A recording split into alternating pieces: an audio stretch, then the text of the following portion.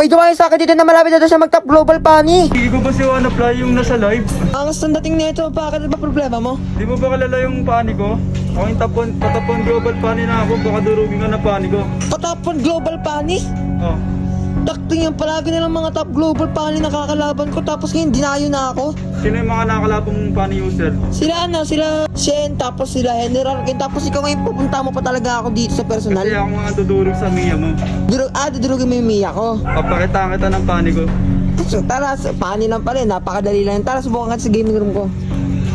Nag-iisip ka ba kung saan ka magre-recharge? Subukan mo na kaya dito sa Top Up Live. Search mo lang ang Top Up Live, tapos nakalagay dito Global Top Up Center. Marami ka dito makikita na mapapag-recharge ang gaya ng mga PUBG, di kaya naman kahit ano pa yan. Hindi ng Genshin. Pero syempre, dito tayo sa Mobile Legends Bang Bang. At saka tingnan nyo naman to, marami ka dito makikita na pwede mga limit. Gaya ng mga 117, ilan pa yung magpapela, kahit ilan ba yung gusto may recharge. Hindi kayo dito, tuturuan ko kayo kung paano mag-recharge dito kasi napakadali ng process dito. Napipiliin ko ditong PH. Tapos dito, syempre, kapag nakapili ka na dyan kung magkano amount na ilalagay mong recharge. Katapos to, ilalagay mo na nga pala dito itong ID mo. Tandaan nyo guys, dapat tamang-tama yung pagkalagay yung ID kasi kung hindi mag-error talaga yan. Siyempre, ilalagay nyo na rin dito ang server ID nyo. At kung makikita nyo dito, meron nakalagay na code. Ilagay nyo lang dyan ang code ko na WAN. Ang 1. Kasi guys, kapag nilagay nyo yan, makakakuha nga pala kayo dito ng discount. Diba, sino bang ayaw ng discount, diba? Taka talaga makakatipid ka dito, taka nakapadala rin ng process. Alam nyo yun, pagka-recharge nyo, darating na kagad sa inyo yung Dayas. Bali, mag-sign up ka nga lang pala dyan ng email mo, tapos mag-ante ka lang ng ibang code. Dito nga pala, about nga pala sa payment, meron ka pala dyan makikita mga PayPal, GCash, Google Pay, kahit ano ba yan, pero syempre dito tayo sa GCash. Diba nakakuha ko ng 12% off sa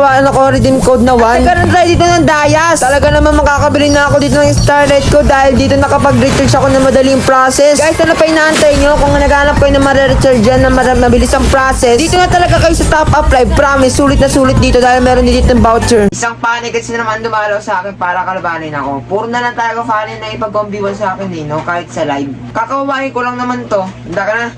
Dahan-dahan na. Tutulugin ko Mia niya guys. Partida bagong gising pa ako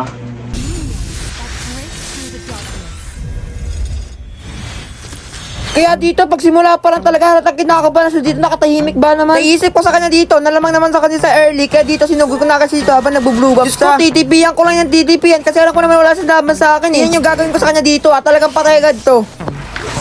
Ay makulit pa pala, patay na to. Patay na to, pag sinabi kong patay na ha. Tapos dito, habang nagbubulubap ako, nagulaban naman ako, bigla siya pumunta sa akin. Ano naman may isa, no? Kunti naman yung paano mo na yung galawag mo na, mas marunong pa ako sa'yo. Tapos dito, kala ko makakauwi na rin siya dito, pero kala niya siguro makakatakas siya. Hindi yung gagawin ko sa kanya dito, talagang doon pa talaga siya nag-record malapit sa tower niya ha. Hindi ka makakatakas sa Mia ko.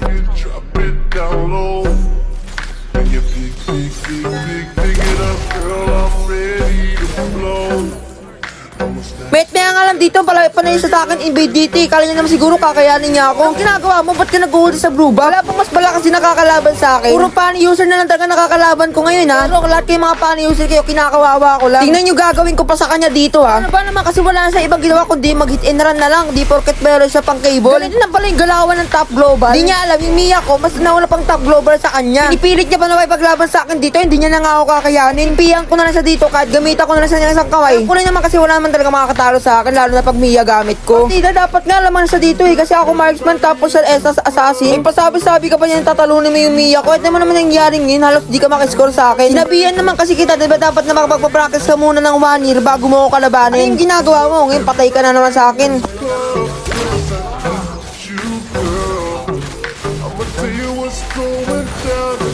Tapos dito, may nga pala, nakalamang na siya dito sa minions, kaya nag-clear muna ako dito. Diyos ko, nakakalandam ako dito na para mas malamang pa yung damage ng minions kaysa sa kanya. Kukuha na lang ako dito ng mga buff para naman maski pa paano makalamang pa ako sa kanya. At hindi ko na talaga ito papaisahin pa. Maswerte nga siya dito para man ako kasi inabang ko na siya dito, pero nakatakas pa rin siya. Salamat ka, hindi ka pumalag sa akin. Kung pumalag ka talaga, tutulungan kita makauwi sa base mo.